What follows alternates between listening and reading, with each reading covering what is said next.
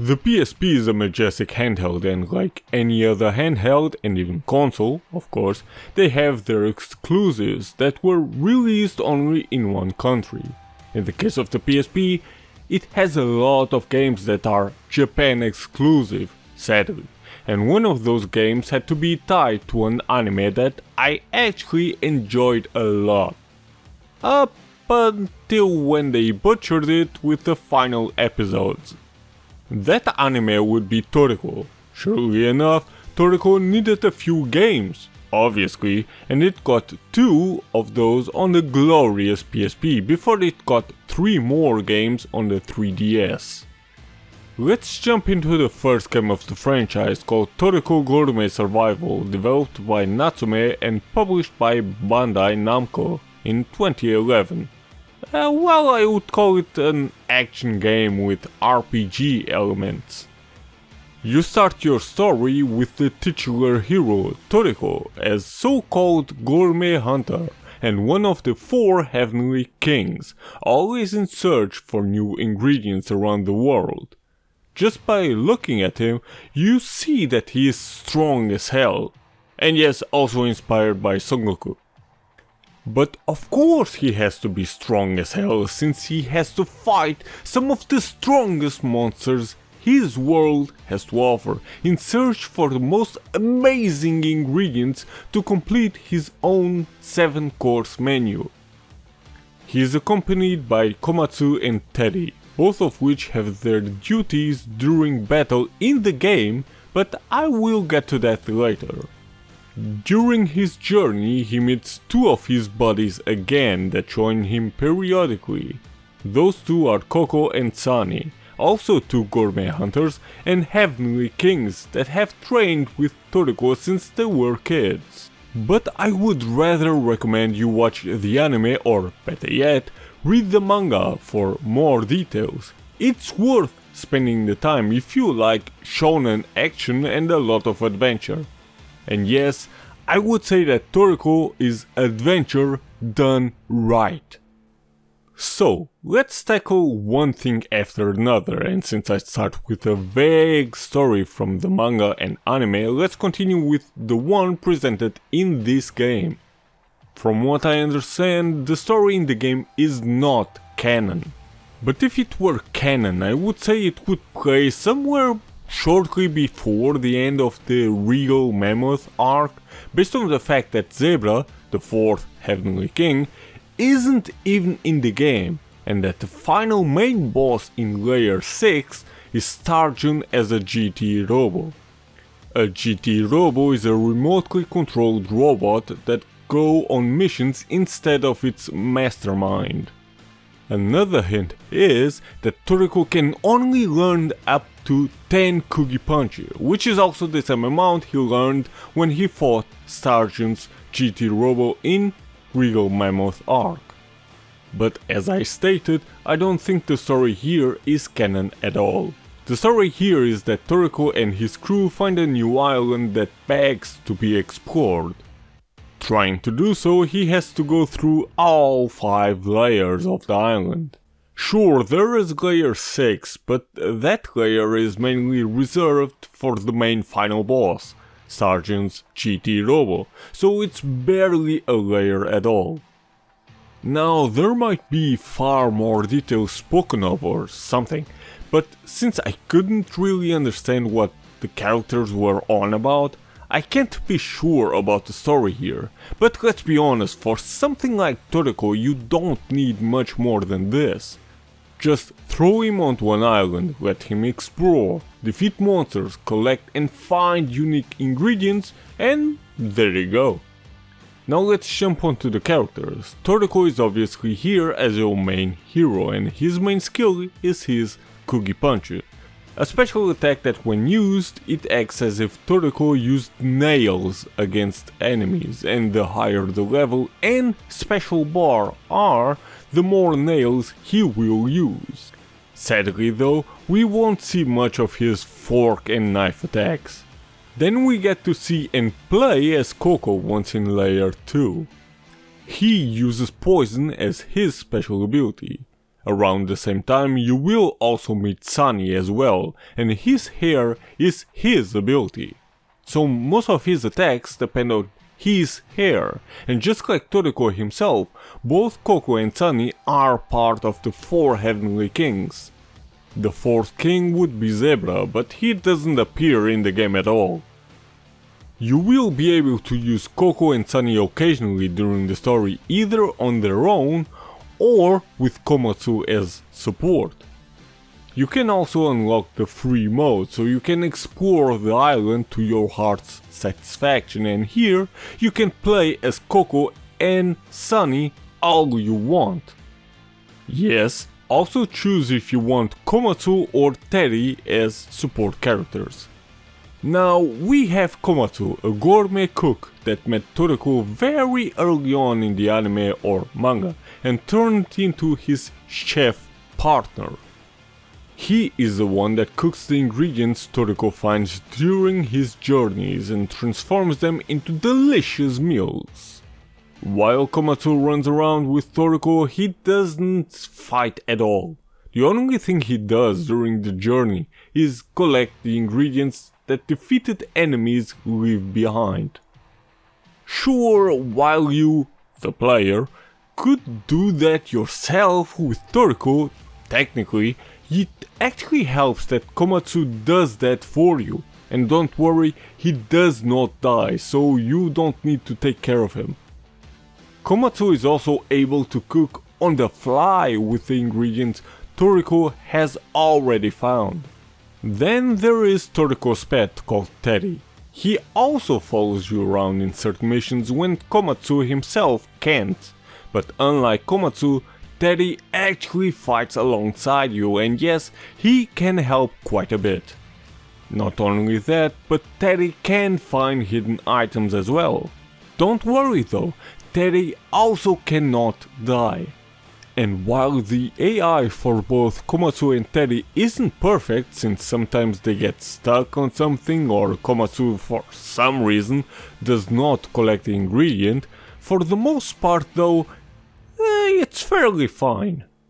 And now these characters that sadly are only here because they are part of the franchise but don't do anything in the game. Rin, Jiro and Tina are just 3 of those characters. Each time you start a mission, you start from your base where all your comrades are, but they just stand there and do nothing. They don't support you actively in battle or anything like Teddy and Komatsu do. Okay, granted, Tina is not a fighter, but Rin is. Heck, even Knocking Master Jiro, probably one of the most powerful characters in the Toriko world, doesn't support you in battle either. You even cannot unlock and choose to play as him in free mode. That's quite a shame because I would love to play as Jiro, Rin or even Starjun or any other character that actually can fight. Let's talk about the gameplay now. There is absolutely nothing wrong with the controls. You will often see Toriko running towards you because the camera isn't always fixed behind them. However, you can press L to recenter the camera or simply do it manually by pressing the D-pad, which is also Natsume's way to work around the issue of the PSP's single analog stick, and it works quite well. Jumping, attacking, special, dodging, etc. all works quite good as well. Outside of dodging in the 4th layer, which is sadly impossible. You will have 5 layers to explore, and each layer has its own theme as well, its own monsters and ingredients. What you have to collect is indicated in the mission description, if you can read Japanese, but even if you can't, if you just simply run around, you will easily find the ingredient you will need to advance. So your lack of Japanese should not be an excuse to skip this game. While the layers themselves were quite fun to explore, just like the anime was a lot of fun to watch, until the last episodes that is, they could have used a bit more life in them, and I'm not talking about the monsters that run around. It's like some parts of the layers seem a bit empty at times. But other than that, they were quite fun. Until layer 4, the underwater one. And as you can see, when they mean underwater, they literally mean underwater. Yes, outside of your base, you will have to explore and fight while swimming. The character movement itself is okay actually, and defeating the regular enemies is also quite fine underwater, but collecting the ingredients without Komatsu can turn into a headache at times, and especially the final main boss is a nightmare because your speed is very limited underwater in comparison to that shark, which is the final boss. You can't even dodge enemy attacks at all as you otherwise can on land. Needless to say, at some point I got sick of that layer and had to beat it as fast as possible, so I stopped defeating enemies to collect ingredients and went straight for the goal. But it's quite a shame because the underwater layer itself looks quite good. They just needed to fix the movement speed or at least give you a way to avoid enemy attacks, and this layer would have been awesome. The enemy variety comes mostly from the anime or manga, but there are a few monsters here that are exclusive to this game, like this one. Defeat those enemies and they will drop ingredients for you to collect, and I suggest you do that because that's your only way to level up in this game. So now you can't forget about EXP won from battles or even money, because the ingredients are your XP and you won't have any use for money. You collect the ingredients, you give them to Komatsu to cook them together, at least if you have enough of them. He creates a dish out of it and you will be able to use that dish during battle to not only restore your HP and possibly give stat buffs, but also raise your XP.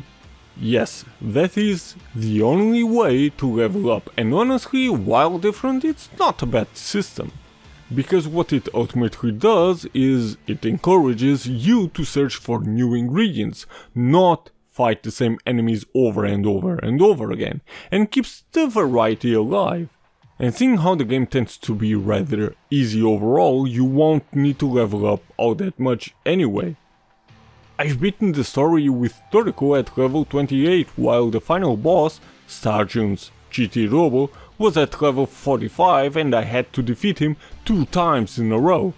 I bet you could defeat him even below level 28. So that should tell you a lot about the difficulty of this game. The dishes all have their own ranks, just like in the source material, and the higher the rank of that dish, the harder it can be to get the ingredients for, but the higher the effects are on our 3 Heavenly Kings. Even harder to get are ingredients for each king to increase their individual abilities as seen in this tree. Each king has their own tree and requirements, but surely it would have been easier if I knew what those requirements exactly were. Because you know, language barrier and all, but again, don't let that stop you from enjoying this game because Toriko Gourmet Survival is quite good and fun. One last thing here, let's take a look at the top left where your level is indicated. The big ball gets replenished automatically once you've completed the mission, but never 100%. Don't let that confuse you, however, because if you eat one of your prepared dishes, then the ball gets full and will be red for a short period of time. Just like in the anime or manga, when Toriko ate enough and is satisfied, then he is good to go. But once he eats beyond his satisfaction, he basically goes full power for a short period of time, so it makes sense why the ball is never full without him eating one or multiple dishes. It makes sense because that's how Toriko himself works. Sure, it also has to do with his cells and stuff, but how it works is explained in the manga or anime. What a complete red ball does is increase your stats for a short period of time. This is your XP and these are your dishes. You can take up to 4 of these with you before you leave your base to replenish your HP and get EXP. So I suggest that each time you leave your base, you take 4 dishes with you and eat them before finishing the mission to constantly increase your level. You won't need to grind all that much anyway, but still eat them up. But always make sure that you have your ingredients ready. This bar is basically your special. The more enemies you defeat, the more this bar gets filled up, which means the stronger your Cookie Puncher will be. If you use Toriko, that is.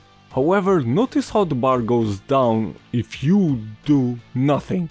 So no, you can't save the bar for the bosses or something. You have to use it the moment you have enough. And by enough, I don't mean that the bar needs to be completely full, because you can use your Cookie Puncher at any time as long as the bar isn't at 0. Toriko also has its own beast inside him, which results in the intimidation of your enemies, and that gets unleashed in 2 ways. By pressing L and R, you can summon your beast for a short period of time to do damage and paralyze every enemy near you. But pay attention though, because you will lose health doing so. The second way is when Toriko's health is too low, basically when this ball is empty. This causes Toriko to unleash his autophagy, which is something like a last chance. Meaning Toriko will get stronger once unleashed, but if the enemy hits him once, he will die. Don't worry though, if Toriko dies you will just be thrown back to your base with no other consequences. Knocking would be something that you would always try to do. Sometimes enemies will do a specific move, and when they do that, triangle will appear on the screen. Once that happens, you can kill your enemy in one shot. That's also the way I was able to beat the boss in the 4th layer. The opening was recreated for this game, but the music itself is the same as in the anime. Overall the game sounds quite good, but the background music on the layers themselves will get repetitive, mainly because of how long you have to run around to collect whatever. The original voices of the characters are here as well. Graphically there is not much to say. It's a PSP game from 2011 and for that it looks quite good. Sure, sometimes the game has major frame drops when there are too many enemies on screen attacking you, but otherwise it all works quite well. One final thing though, if you beat Stargent's GT Robo, then you will have access to extra missions from each layer for more monster slashing and ingredient collecting fun. I've tried the very first bonus mission in the 1st layer, mission 117, and I know who to defeat here, but I have no idea how to make him appear. So I assume that the same thing will happen in every extra mission. But hey, it's extra unlockable content, so who can complain here? And yes, there is an online mode as well. Supposedly you can play through the whole game with another player, but since I don't care about online gaming, I also don't care about this mode either. But like anything else, you have to unlock it first. So finally, even if you don't know anything about the franchise, I would still recommend this game. It's quite a fun play and it only takes a few hours to beat. After this one, I am looking forward to the sequel on the PSP as well. And yes, I already own it.